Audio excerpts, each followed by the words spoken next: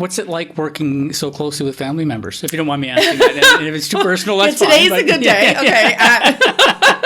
No, I was going to say, it really is different. I mean, it's really quite funny because how do you go from being mom or grandmother and, to boss, and Right. I think it's probably harder on our employees sometimes than it is with the family. But, I've been actually very lucky. It's a team brokerage. So it's very different. The people that are working with me are my partners.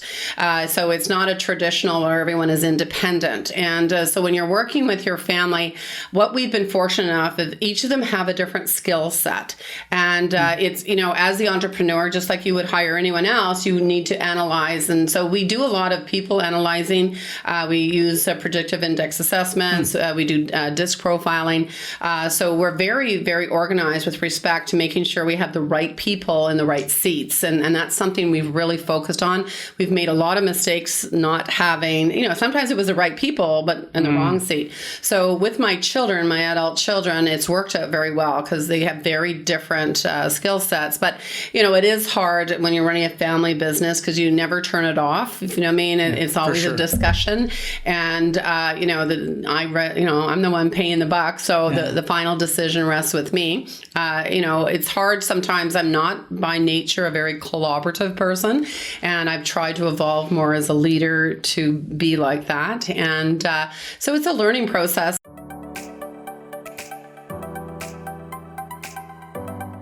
Well, I think the first thing, whatever business you want to start in, it's got to be that it's not really a business for you. But I mean, it's a passion. Yeah. But you also have got to be very analytical and determine, a lot of people, I want to do this, but, only 3 people will ever care about it.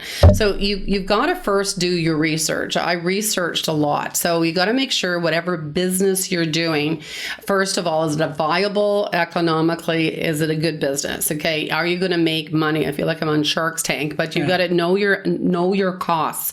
How much is it going to be, and who is your competition? So once you decide on what you want to do, you then need to analyze the competition. Also, what you've got to look at is the city yourself. Like we're from Ottawa, Ontario, Canada. So I really searched the demographics, and Ottawa has the highest baby boom population per capita in Canada.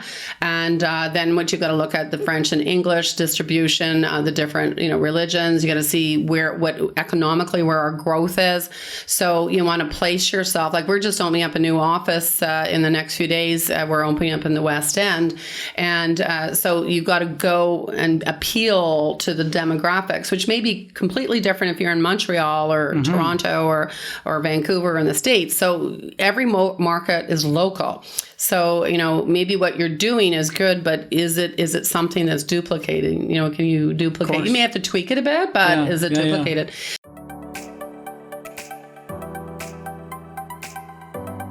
I have a philosophy that don't hire more people until you're absolutely at that tipping point. Too many people I find, we're having a busy week or a busy month. I better add more to my head count. That happens. Then the next month it's not so busy, and all of a sudden they're in a situation now where they may have to lay that individual off.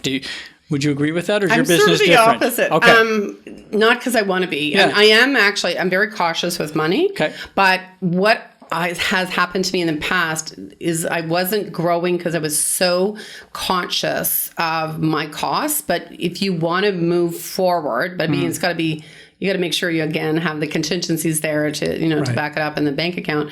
You need to hire for where you want to be. Okay, so what you should look at is where do I want to be and what do I have to spend to get there?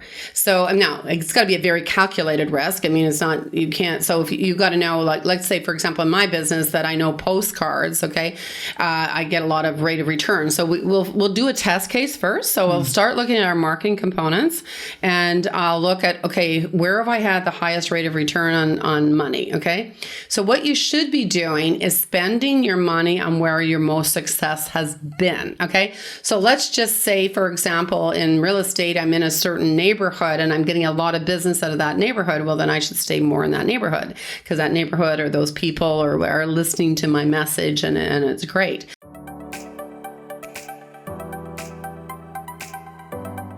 No, it's interesting you mentioned too, because years ago I got advice from someone that said you can do anything you want, you just can't do everything you want.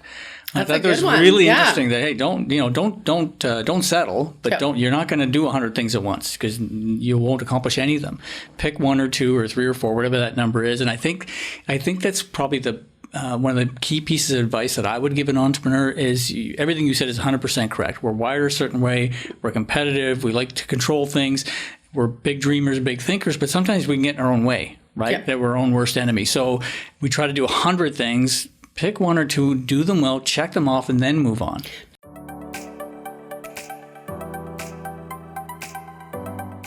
I just read an article, I think it was either in Inc. magazine or Fast Company, Marnie, and what they said was, don't follow your passion, follow your talent. Mm-hmm. And I'm not saying I agree with that. Yeah. And my knee-jerk to that was, well, try to find both.